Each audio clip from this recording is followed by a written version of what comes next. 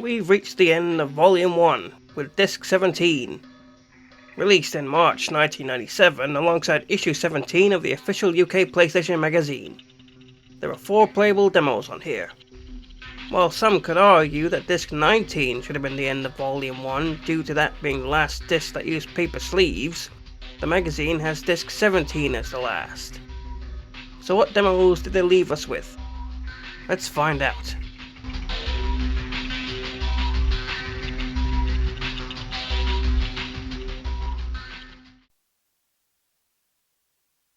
Driver, start your engine.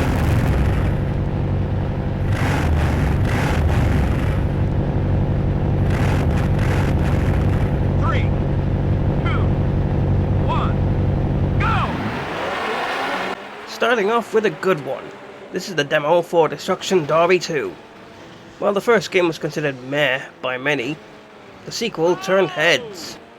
It is, as you'd expect, a vehicular combat racing game. There are 3 modes taking place across 7 circuits. Stock Car, your normal racing mode, Destruction Derby, the arena mode where players just go in and cause as much damage to opponents as possible, and Wrecking Racing, which is a combination of both. With cars that are better detailed, and courses that are much larger and have more interesting obstacles and set pieces, this game goes above and beyond in every way compared to the first game. Reviews at release were very positive. Everything from the tracks, to the damage mechanics, to the soundtrack was praised. However, there were some complaints, mainly the lack of a link-up multiplayer mode as well as the steering. The demo puts you in a single 2-lap race.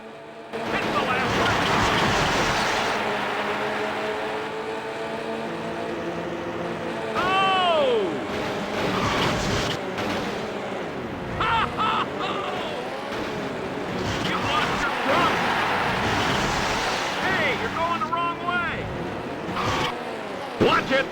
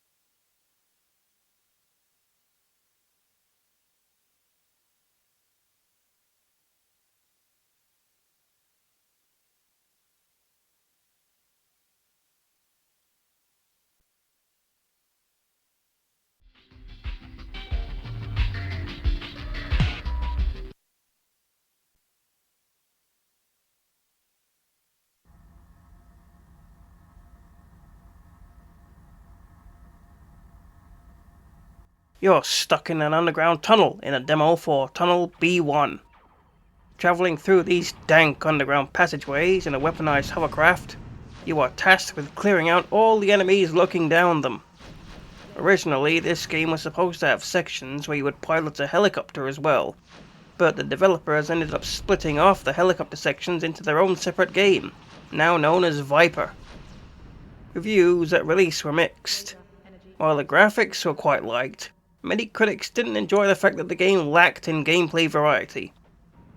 Basically, if you have the demo, then you're not missing out. Speaking of, the demo has you go through a timed section of one of the levels.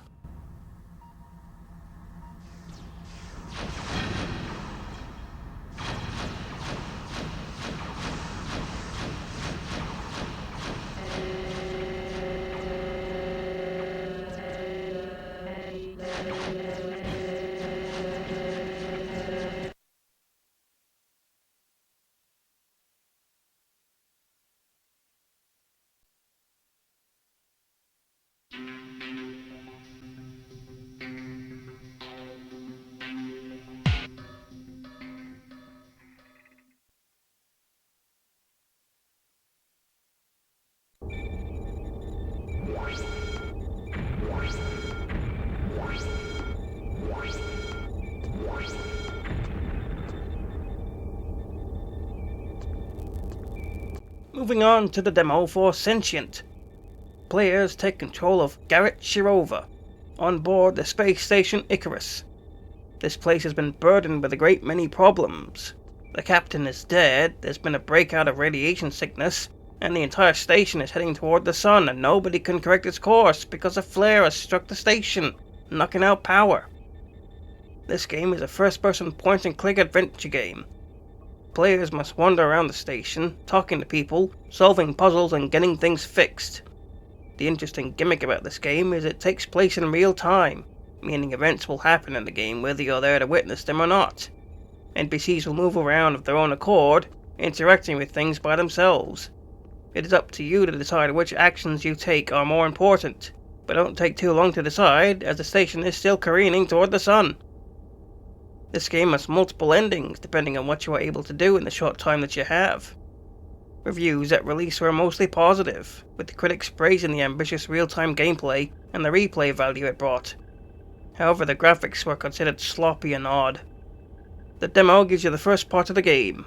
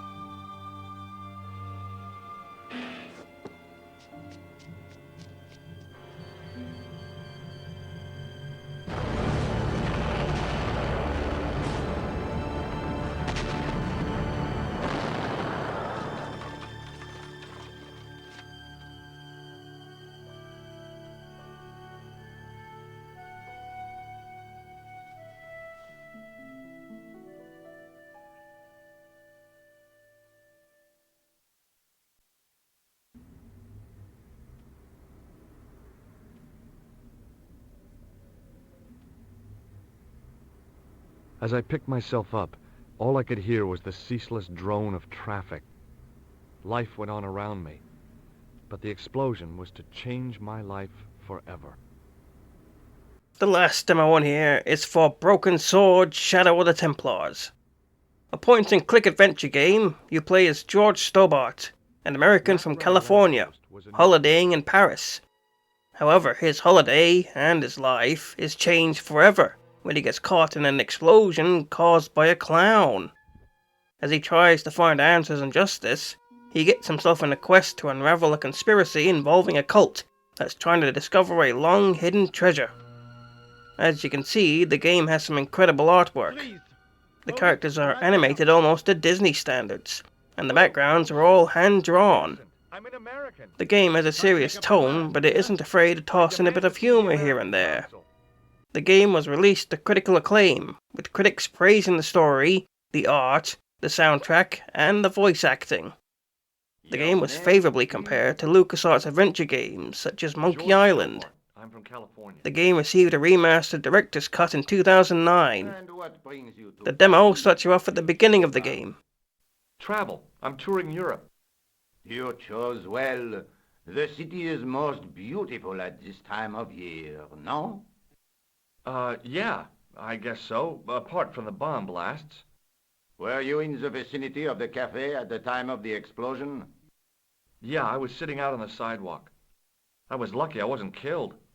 The inspector passed over my remark with no reaction. Did you see the deceased enter the cafe? Yes, I did. Was he alone? Yeah. And did he say anything to you? No, he was more interested in the waitress. Did you see anyone else in the cafe? Yeah, there was a guy dressed as a clown. He was carrying an accordion. An accordion? Bon, the picture is forming in my mind, and it is not a pretty one.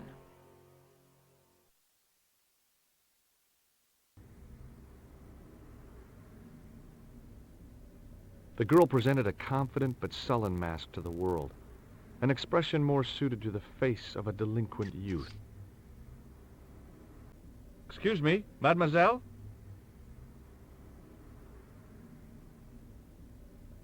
Hi, my name's George Stobart. Oh, an American by the sound of it. Yeah, that's right, on holiday in Paris. Some holiday, huh? You were here when the bomb went off? Sure was. Sat right out front of the cafe. Did you notice a middle-aged man, maybe 60, with an hat and overcoat? I couldn't believe it. She hadn't even asked how I was feeling. Yeah, he went inside just before the bomb exploded. You weren't related to him, were you? Oh, no, nothing like that. I am Nicole Collard from La Liberté. Well, what's that, some kind of nightclub? No, it is a newspaper. You're a reporter? I'm a freelance photojournalist. Say, you could interview me about the bombing. You know, an eyewitness account. Minutes after the outrage that shook the whole of Paris. You know, real-life drama, human interest, that kind of stuff. I'll just stick to the facts, thank you. Did you see who planted the bomb? I know it sounds crazy, but he was dressed like a clown. Oh, God, it's him again. The muscular workman wore a morose expression, like a silent warning to leave him to get on with his job. Hi, can you spare a few minutes? I thought you'd been arrested. No, it was a misunderstanding. When he pulled that gun, Ka! I thought that was it. Those automatics pack quite a punch, you know? He made a mistake. He thought I was a terrorist. You? A terrorist? Ha! He was only doing his duty, I guess. The drain pipe looked as if it would bear my weight. I took a deep breath and prepared to climb the drain pipe. I guess the clown had an escape over the rooftops.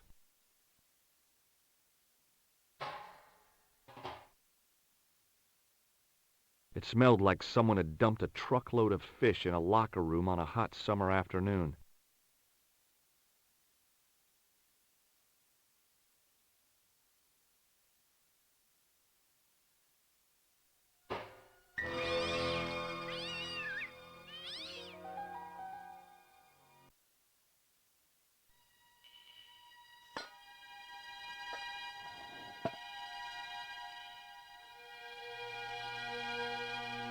I lifted the cover to reveal what smelt like the entrance to a sewer.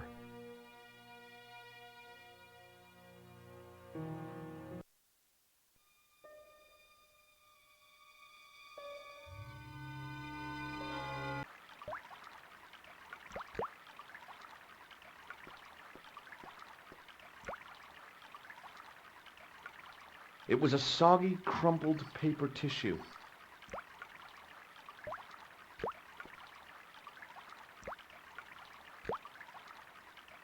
I scooped up the sodden tissue. It was cold and greasy, like breakfast leftovers.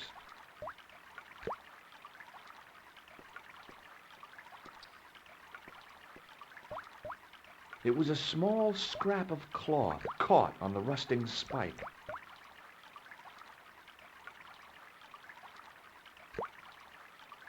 I took hold of the scrap of material and unsnagged it from the spike.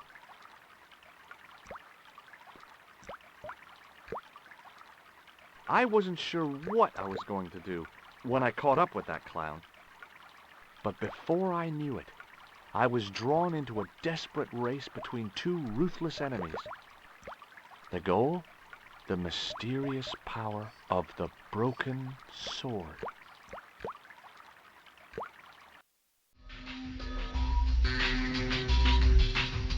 And that brings us to the end of Disc 17, and the end of Volume 1. A good disc, I'd say, with some memorable demos, well worthy of the final disc of Volume 1. On the next disc, I dive straight into Volume 2 with the demo for Command & Conquer. Check out our Discord in the description if you want to talk to me or other PlayStation enthusiasts. I am the Advocate, and you can get that director's cut on Steam.